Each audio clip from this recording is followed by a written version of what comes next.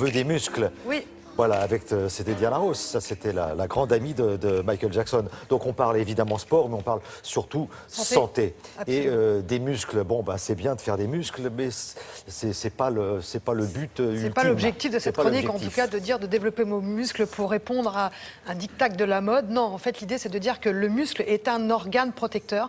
On sait maintenant que le muscle, eh bien, prévient des maladies cardiovasculaires, prévient du diabète, surtout en première position le diabète, même des cancers, puisqu'il limite l'obésité et la graisse abdominale. Donc on sait que le muscle est un organe protecteur qu'il faut absolument conserver pour vivre en bonne santé le plus longtemps possible. Oui, mais voilà, entre 50 ans et 80 ans, nous perdons 30% de notre masse musculaire, puisque comme tous les tissus de notre corps humain, eh bien, le muscle diminue avec l'âge. Alors, il y a deux solutions pour garder une bonne masse musculaire. La première, c'est de le mobiliser. Vous ne pouvez pas fabriquer du muscle, quelle que soit votre alimentation, si vous ne mobilisez pas, si vous ne sollicitez pas vos muscles.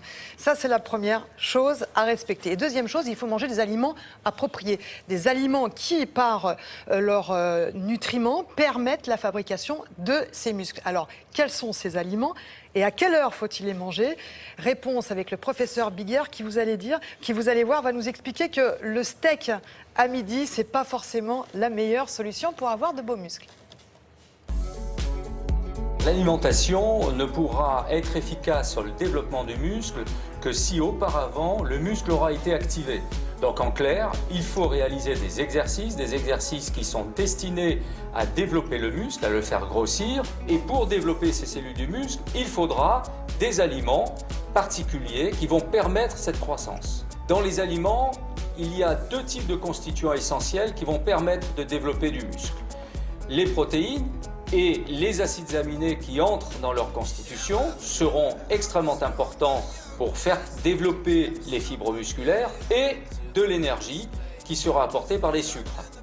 Alors les protéines qui vont nous intéresser vont se retrouver principalement dans le lait, les produits laitiers, les œufs et l'ensemble des viandes et des poissons.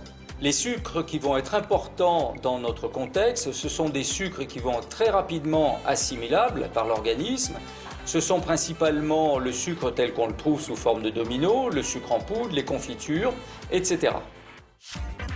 L'idéal, c'est de réaliser des exercices intenses et de courte durée, à la suite desquels, dans les 30 minutes, on consommera des aliments cibles qui permettront de développer la masse musculaire. Par exemple, à la suite d'une séance de musculation, à la suite d'une course intense avec des alternances de sprint, à la suite d'un match de tennis où on s'est fatigué, l'idéal c'est de consommer ces aliments dans les 30 minutes qui suivent, tout de suite à la sortie de la douche. Un aliment idéal dans les suites d'exercices physiques pour développer cette masse musculaire, c'est le lait. C'est le lait aromatisé avec une saveur qui convient, comme par exemple le lait chocolaté, auquel on rajoute une quantité de sucre suffisante. Et on a là donc la boisson idéale de récupération de l'effort qui permettra de développer la masse musculaire. Pour résumer, il n'est pas nécessaire de rajouter des protéines aux 3 repas principaux de la journée. Il suffit d'apporter ces protéines dans les suites précoces des exercices physiques intenses tels qu'on les a décrits. Un autre point important, c'est que ces protéines qui seront apportées devront principalement reposer sur des aliments naturels. On évitera les compléments alimentaires sous forme de protéines en poudre qui n'auront pas une efficacité aussi bonne que celle d'aliments naturels. Ça a le mérite d'être précis, d'être très clair. Donc ce n'est pas le steak qui est en lui-même un muscle qui va faire le muscle. C'est intéressant parce qu'il faut quand même des apports protéiques pendant les repas, mais c'est vraiment l'apport juste après l'activité, dans la demi-heure qui suit l'activité. Et là, vraiment, ça permet de refabriquer de la fibre musculaire. Bon, si vous êtes intéressé par le sujet, vous allez sur le site de Télématin, sur les réseaux, et Christelle vous a donné tous les renseignements. Donc une bonne alimentation et puis du sport pour se maintenir. Et on oublie les électrodes.